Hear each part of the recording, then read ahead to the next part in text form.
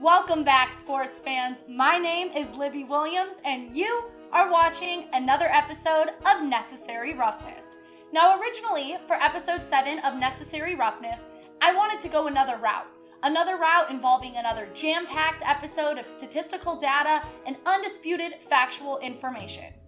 The episode was going to be entitled The Greatest QBs of My Generation, where I was going to discuss the legacies of Tom Brady, Drew Brees, Ben Roethlisberger, and Aaron Rodgers, and how their careers compared.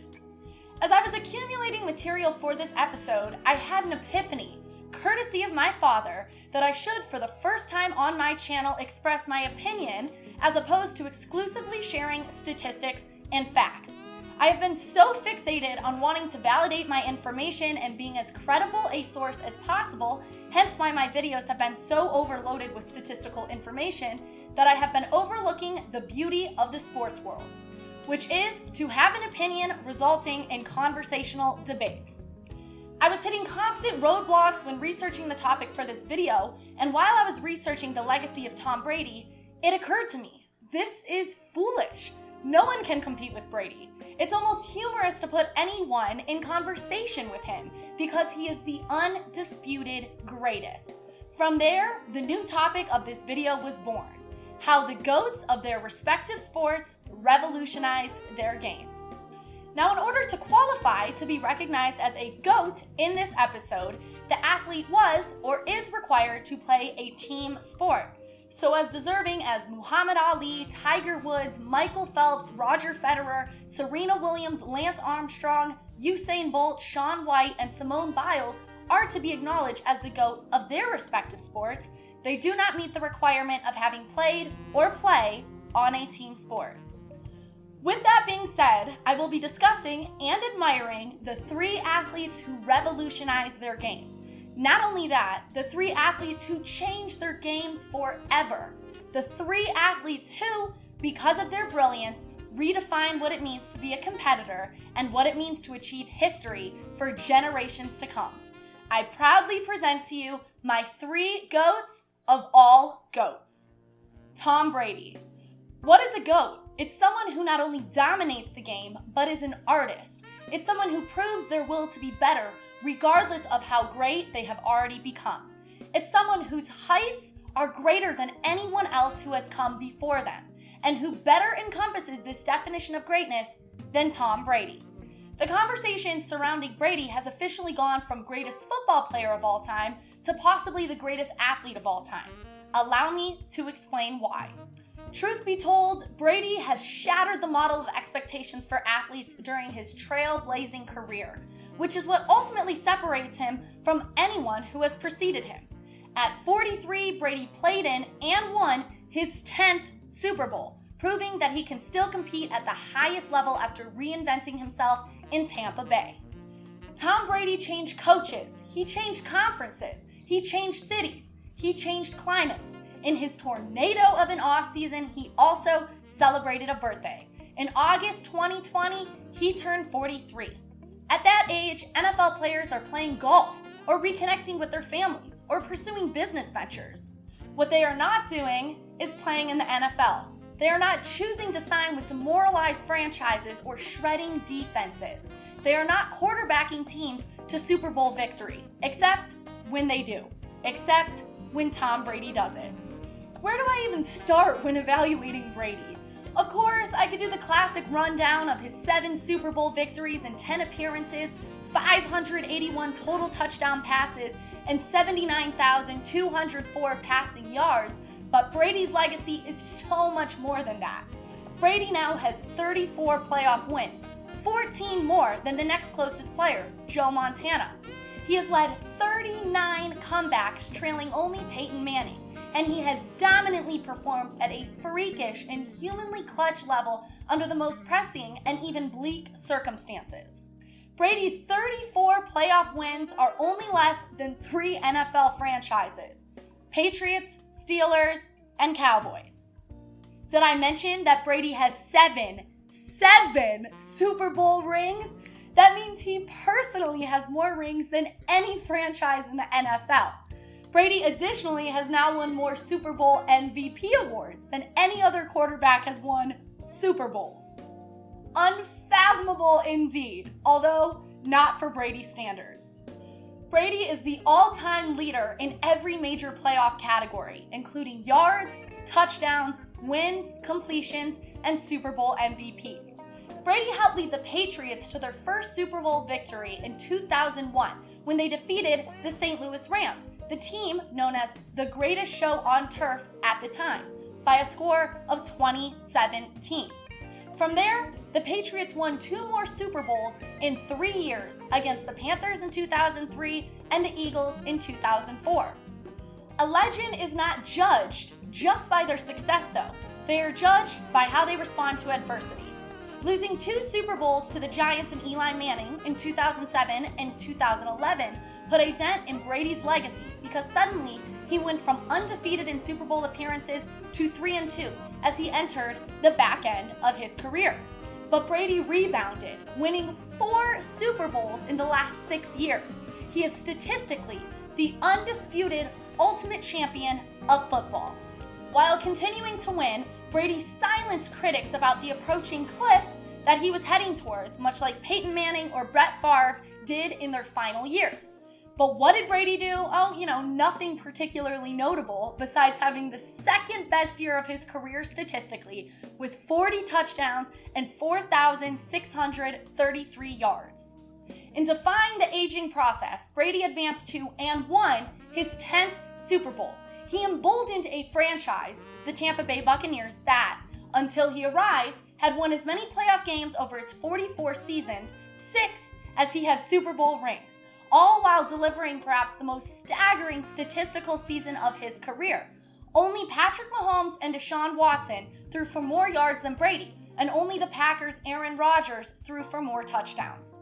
If you split Brady's career in half, he has performed better in the second half than in the first. From 2000 to 2010, Brady averaged 27 touchdown passes and 3,633 passing yards. But from 2011 to 2021, he has averaged 31 touchdown passes and 4,446 passing yards. What most markedly makes Brady the GOAT are his truly unparalleled and frankly even inconceivable performances in the clutch. He has led 39 comebacks, which is second most all-time to only Peyton Manning. Timelessly great comeback cases are when he led the Patriots comeback from down 28-3 in Super Bowl 51, his comeback from down 24-14 in Super Bowl 49, and of course his comeback from down 20-10 in the 2018 AFC Championship game against the Jaguars with a torn thumb ligament. And certainly no one can deny that Brady became the oldest quarterback to win a Super Bowl at age 41 in Super Bowl 53 against the Rams, and then broke that record again on February 7th, 2021 against the Chiefs at 43 years old. Additionally, nobody can deny that he's the oldest quarterback to throw for 4,000 yards. There never has been, and there never will be again, a player as consistently dominant, victorious, commanding, and influential as Tom Brady. He is the quintessence of a clutch-proven champion. In the 101-year history of the National Football League, there have been over 23,000 players, and only one is the greatest. His name is Thomas Edward Patrick Brady Jr., who officially broke his championship tie with Michael Jordan. Speaking of MJ, Michael Jordan. His legacy is one of personified greatness. His name has become synonymous with being the best, as it is not uncommon to use his as a standard bearer of sorts. His game was beautiful, elegant, graceful, and it inspired an entire generation of children all over America to be like Mike. Yes, Michael Jordan brought the NBA and basketball's popularity in general to new heights. His ability to soar to the basket and do things we've never before seen captured the world's attention and helped make basketball more of a global sport than it had ever been. Michael Jordan made scoring sexy. His reverse layups, slam dunks, and fadeaway shots were exciting, to say the least. Jordan was regarded as one of the best one-on-one defenders to ever play the game, and he was a threat from practically anywhere on the court. He was particularly known for his ability to hit mid-range shots, which greatly contributed to his all-time leading 30.1 points per game average. He finished with 32,292 career points. Perhaps the one trademark that catapulted Jordan to legend status were his acrobatic slam dunks that drew awe from fans and admiration from other players. His athletic ability earned him the nickname Air Jordan. The image of Jordan flying through the air with his tongue sticking out has become an iconic symbol for basketball and an important marketing tool for Nike, whom Jordan had a partnership with for many years. Jordan's accomplishments on the court and his affable personal style made him the ideal poster child, not only for the NBA, but for basketball all around the world. His presence greatly impacted attendance at games, no matter if they were in Chicago. Attendance at Chicago Stadium rose 87% in 1984 and 1985, or on the road, and sparked a global interest in the game. Jordan had a special clause in his contract known as the Love of the Game Clause, which allowed him to play basketball in the offseason to help promote the sport. Throughout his illustrious career, Michael Jordan established himself as the undisputed greatest basketball player of all time. Fundamentally, few can argue against this, with the now 57-year-old having had a significant impact on both the sport of basketball and the city of Chicago. Despite deciding to retire for good back in 2003, the former 6'6" shooting guard continues to have an undeniable impact within the court-based game. So let's take a look at how Jordan influenced Chicago and its sporting scene. In an era where the National Basketball Association needed a catalyst, Jordan stepped up and completely revolutionized basketball. Having made his rookie season with the Chicago Bulls in 1984, the 14-time NBA All-Star would go on to transform the style and substance of basketball. Crucially, he did this by expanding the meaning and scope of athletic achievement. From an on-court standpoint, Jordan was responsible for the globalization of basketball, which can be significantly attributed to his unrivaled athleticism. Moreover, aside from his impact on basketball's global appeal, Jordan also altered the NBA's center position. The six-time NBA champion had the influence to modernize the sport's rules, and thus was pivotal in helping to tailor the game's contemporary outlook around seeking to replicate his dominance. While, of course, much of Jordan's success relates to his natural ability, few can ignore that his star-studded progression was also a testament to his work ethic. In an era where sports science was yet to impact athletic ability, the 57-year-old's focused mindset and willingness to work took him to the pinnacle of basketball.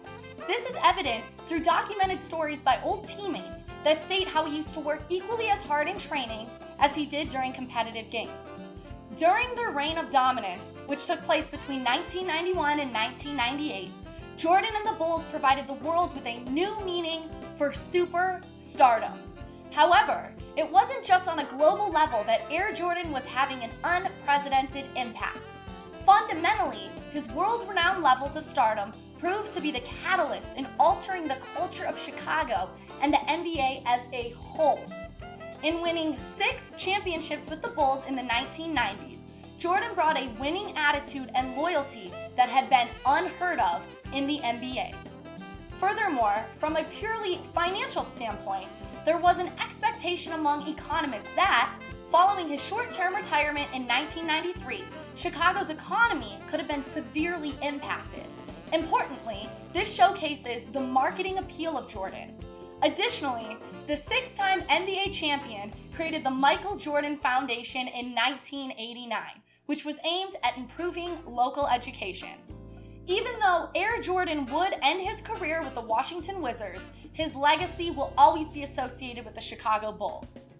The New York-born star will be remembered for generations to come, not just for his on-court performances, but also for his charitable nature and marketability. Ultimately, the NBA will be forever indebted to Jordan for turning professional basketball into a global phenomenon. That said, aside from the sport, the city of Chicago will also be eternally grateful for the Bulls taking a chance on Air Jordan back in 1984. The widely regarded greatest basketball player of all time changed the culture of top-level sport, highlighting the importance of unrelenting hard work and a winning mentality that the sports world never has and never will see again. Speaking of top-level sporting icons, Babe Ruth. During the first quarter of the 20th century, revolutions were commonplace. Russia, Mexico, Ireland, the Ottoman Empire, China, all had one. One often overlooked took place not in a nation, but on the baseball diamond. Babe Ruth's single-handed overthrow of the dead ball era of baseball. A century ago, Ruth changed the game of baseball forever. In a single season in 1920, he signed the death warrant of the way that baseball had been played since the sport's origins, introducing the power game of the present. From the beginning of the modern era of baseball, the game had been dominated by what is often referred to as inside baseball. Play for one run, hit and run, steal bases, avoid striking out, and, most importantly, put the ball in play. Runs were hard come by, and pitching, which is a form of defense, dominated baseball. Home runs were rare, and most were not hit out of the ballpark but were inside the park homers. For example, the famous Chicago White Sox hitless wonders won the World Series in 1906, hit a grand total of 6 home runs that season. Home run champion totals were usually in the low teens. Home run Baker of the Philadelphia Athletics never hit more than 12 homers in a single season. Tommy Leach of the Pittsburgh Pirates led the National League in home runs in 1902 with a grand total of 6. All were inside the park types. Ruth entered baseball in 1914 at the age of 19 as a left-handed pitcher, and he was a good one, perhaps the best in the American League in the late 1910s. Just how good was he? Well, in the 3 seasons he was a full-time pitcher, he won 65 games. But he also was an unusually good hitter for a pitcher, with a batting average above 300 before he gave up pitching full-time. In 1918, while alternating as a pitcher and outfielder first baseman for the Boston Red Sox, he tied for the lead in home runs with 11. In 1919, it was decided that Ruth was more valuable as a full-time player and moved to the outfield. That season, Ruth hit the remarkable total of 29 home runs, breaking the major league record for long balls. He rejected the batting style that dominated the dead ball era. Instead of choking up on the bat, slapping at the ball, trying to hit sharp grounders through the infield, Ruth took a mighty swing, uppercutting the ball and driving it into the air. He personally hit more home runs in 1919 than 10 of the 16 baseball teams. It was the next season, 1920, that baseball's revolution began. First, Ruth was sold to the New York Yankees for an astonishing sum in those days, $125,000 in cash, and a loan of $325,000 to the Red Sox owner, Harry Frazee, whose real interest was show business and was usually short of cash. Ruth moved to the biggest city in the nation just as the so-called Roaring Twenties were about to begin. The Yankees had had little success up to that time. That changed in the 1920s as the Yankees, behind Ruth, became a baseball dynasty. The ground was laid for Ruth to become the biggest figure in American sports. He was fortunate in joining the Yankees in 1920 as baseball was undergoing a major renovation. For reasons that are not fully clear, major league owners called magnates in those days decided to make a number of substantial changes to the game. They began by banning what were called trick pitches like the spitball. Over the next few seasons, all other forms of roughing up the ball to deceive the batter were outlawed. Baseball fans were enthralled and flocked to see Ruth hit a homer. His Yankee team drew more than 1 million fans, the first time that figure was reached, and attendance in general set new records throughout the major leagues. Led by Ruth's power hitting, the 1920s became baseball's first golden age. Over the next decade, other batters adopted the Ruth approach and home run totals jumped to new levels.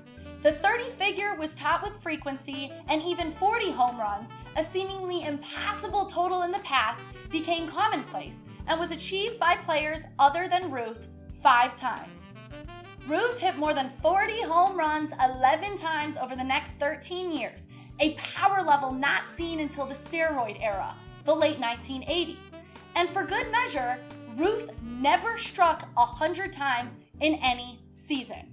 For comparison, Hank Aaron, who broke Ruth's career home run total, topped the 40 mark 8 times. Ruth was a wonder, a gifted natural athlete. In retirement, he took up golf and played at a very high level. He was also a superb bowler, but most importantly, he was bigger than life. He loved the game and seemingly played for sheer joy. He enjoyed the fans and they loved him back. He was America's first superstar. After the Black Sox scandal of 1919, when the game was almost destroyed by rumors of gambling, Ruth became the big smiling face of baseball. It has been said that Ruth, along with Commissioner Judge Landis, helped restore the integrity of baseball.